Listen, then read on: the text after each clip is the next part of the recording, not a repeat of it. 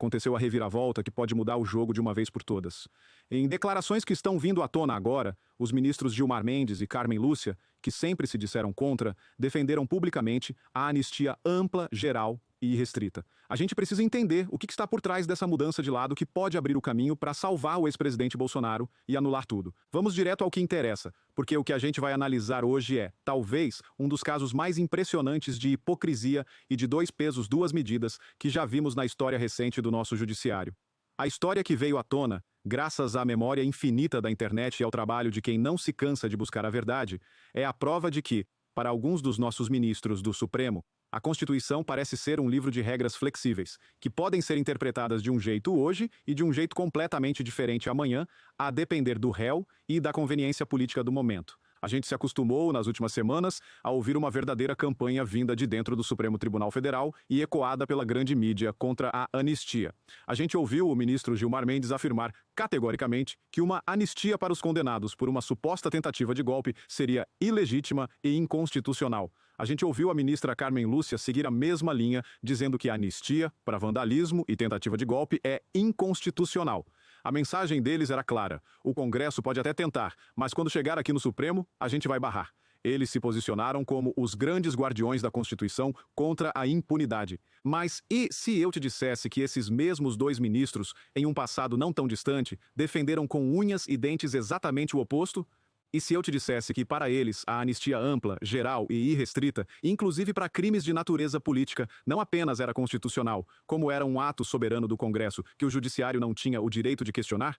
Parece loucura, não é? Mas não é. É um fato documentado em vídeo, nos autos de um julgamento do próprio Supremo. Vamos voltar para o ano de 2010. Naquela época, o STF estava julgando um caso importantíssimo, a ADPF 153. A OAB, já naquela época, pedia que o Supremo revisasse a lei da anistia de 1979, aquela que pacificou o Brasil no final do regime militar. A OAB argumentava que os crimes de tortura cometidos por agentes do Estado não poderiam ter sido anistiados. O que estava em jogo, na prática, era a seguinte questão: a anistia que o Congresso aprovou lá em 79 era absoluta, ou o Supremo poderia, 30 anos depois, relativizá-la, dizer o que podia e o que não podia ser perdoado. E qual foi o voto do ministro Gilmar Mendes naquela ocasião? Foi uma defesa tão eloquente da soberania do Congresso que chega a ser irônico. Ele disse, com todas as letras, que a anistia é um ato revestido de caráter eminentemente político e que nenhum dos outros ramos do poder público tem autoridade para entrar na apreciação da justiça ou conveniência de uma lei de anistia. Ele estava dizendo, na prática, que a decisão de anistiar é do Congresso, e ponto final. Que o Supremo não tem que se meter, não tem que dar palpite, que é uma decisão política e não jurídica. Agora pensem comigo, na beleza trágica dessa contradição. O mesmo homem, que em 2010 dizia que o STF não pode questionar a conveniência de uma anistia, agora, em 2025, diz que a anistia para os seus inimigos políticos é inconstitucional. O que mudou? A Constituição? Não, a Constituição é a mesma. O que mudou, ao que tudo indica, foi o alvo da anistia. Quando a anistia era para beneficiar a esquerda, ela era um ato político soberano do Congresso.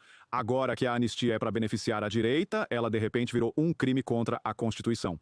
E a ministra Carmen Lúcia? O voto dela na mesma sessão foi na mesma linha. Ela defendeu a manutenção da anistia de 79, dizendo que não se pode, anos depois, com a cabeça de hoje, tentar reescrever as decisões políticas que foram tomadas em um determinado momento histórico para pacificar o país. Ela disse que a anistia foi uma escolha, com consequências políticas e jurídicas, e que não se poderia, através de uma mera interpretação judicial, desfazer o que foi feito. Mais uma vez, a contradição é gritante. A mesma ministra que, em 2010, dizia que uma mera interpretação judicial não pode desfazer uma anistia, agora diz que a anistia para os réus do 8 de janeiro é inconstitucional. O que aconteceu com a coerência? Onde foi parar o respeito às próprias decisões, à própria jurisprudência da Corte? O que essa virada de casaca e essa amnésia seletiva nos mostra? Para mim, ela mostra que o que está acontecendo no Supremo, em muitos casos, não tem nada a ver com o direito. Tem a ver com política, tem a ver com um projeto de poder. Quando o réu é de um lado, a Constituição é interpretada de um jeito. Quando o réu é do outro, a mesma Constituição é torcida e retorcida para dizer o exato oposto. E isso é a definição de lawfare. É o uso da lei como arma de perseguição. É a destruição da segurança jurídica, da ideia de que as regras são as mesmas para todos. É a instalação de um tribunal de exceção, onde a sentença já está definida antes do julgamento e a lei é apenas um detalhe a ser contornado. A gente precisa agradecer a internet por isso, porque em outros tempos essa hipocrisia ficaria enterrada empoeirada nos arquivos do Supremo. Mas hoje não. A internet tem uma memória infinita, e ela nos permite resgatar esses vídeos, essas falas e esfregar na cara deles a sua própria contradição. Ela nos permite mostrar para o Brasil inteiro que a indignação deles contra a anistia de hoje não é baseada em princípios, mas em pura conveniência política. E a gente precisa se perguntar, o que leva um juiz da mais alta corte a uma mudança de postura tão radical? O que faz um homem defender uma tese com tanta veemência em um momento e a tese oposta com a mesma veemência anos depois? Acredito que a resposta esteja no que o autor da análise que vimos chamou de sequestro ideológico das nossas instituições. O Supremo Tribunal Federal, que deveria ser um poder técnico, isento, foi, ao que tudo indica, aparelhado por uma visão de mundo, por uma ideologia que não aceita o contraditório, que não aceita a existência de um pensamento político diferente do seu. E quando a ideologia entra pela porta da frente de um tribunal, a justiça pula pela janela. Os juízes deixam de ser juízes e se tornam militantes. E um militante não quer aplicar a lei, ele quer vencer. E para vencer vale tudo. Vale mudar de opinião, vale ignorar as próprias decisões, vale dizer que o que era constitucional ontem, hoje, virou um crime. O que a gente está vendo é a consequência final desse aparelhamento. É um Supremo que, na visão de muitos, não se vê mais como um guardião da Constituição, mas como o próprio poder moderador, o tutor da República, o dono do Brasil. Um poder que diz para o Congresso o que ele pode ou não pode votar. A gente viu a notícia de que o relator da anistia, o Paulinho da Força, está indo pedir a bênção do ministro Moraes para saber o que pode ou não pode estar no texto. Isso é uma humilhação. É a confissão de que o nosso legislativo não é mais livre, mas sim um refém das vontades de 11 ministros que não receberam um único voto para estar onde estão. O que a gente precisa fazer como cidadãos é não aceitar essa farsa.